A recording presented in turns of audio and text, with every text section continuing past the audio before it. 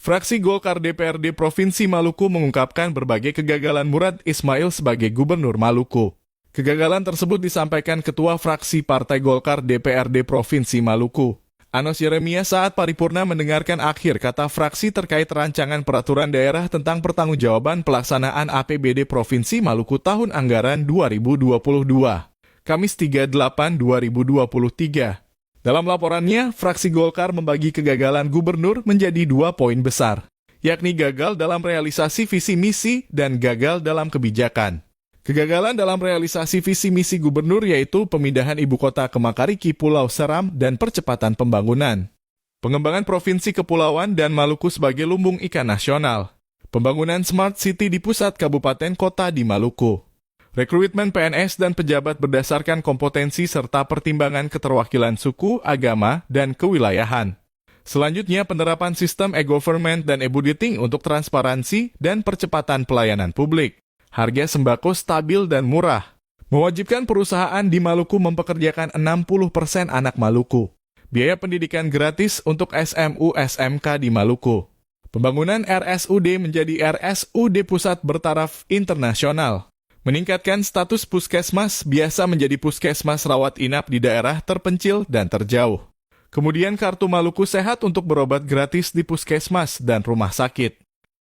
Melampaui aspek fiskal, fraksi kami juga telah mengamati adanya beragam kegagalan dan permasalahan dalam pelaksanaan visi, misi, program, dan kebijakan yang dirancang oleh pemerintahan Gubernur Maluku periode 2019-2024. Kami meyakini bahwa efektivitas sebuah pemerintahan terletak pada kemampuannya dalam menerjemahkan rencana ke dalam realisasi yang sesuai, kata Yeremia saat paripurna. Sementara gagal dalam membuat dan menerapkan kebijakan diantaranya tidak menempati rumah dinas, yaitu tidak melakukan aktivitas kedinasan selaku gubernur di kantor Gubernur Maluku, tetapi dialihkan ke rumah pribadi.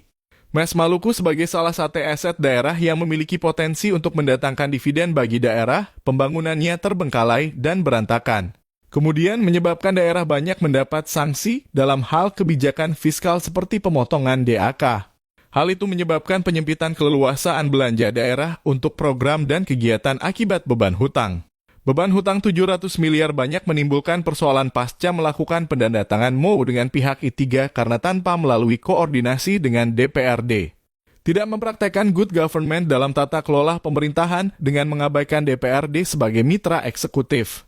Ketidakprofesionalan dalam penempatan orang untuk jabatan dan posisi-posisi tertentu di pemerintahan dan jabatan PLT dinas yang periode jabatannya melampaui ketentuan perundang-undangan. Semua hal yang kami sampaikan bukanlah sekadar asumsi tetapi didasarkan pada fakta yang dapat dibuktikan. Kami melihat adanya berbagai kegagalan dan ketidakberhasilan yang secara konkret mempengaruhi kondisi fiskal tahun 2022, ungkapnya. Fraksi Golkar meyakini sejumlah persoalan dan kegagalan tersebut dipastikan memiliki dampak ke depan terhadap pengelolaan pemerintahan dan pembangunan daerah ini. Lanjutnya, fraksi Golkar berharap ke depan tak boleh membiarkan terjadinya penurunan pendapatan, tidak lagi terjadi inefisiensi belanja, harus mengelola defisit fiskal dengan bijaksana, dan mampu mendiversifikasi sumber pendapatan kita. Serta jangan lagi melakukan tindakan dan kebijakan pemerintahan di luar tata aturan perundang-undangan. Semua ini harus dijalankan dengan komitmen yang kuat demi stabilitas pemerintahan ekonomi dan pertumbuhan berkelanjutan di Provinsi Maluku, tandasnya.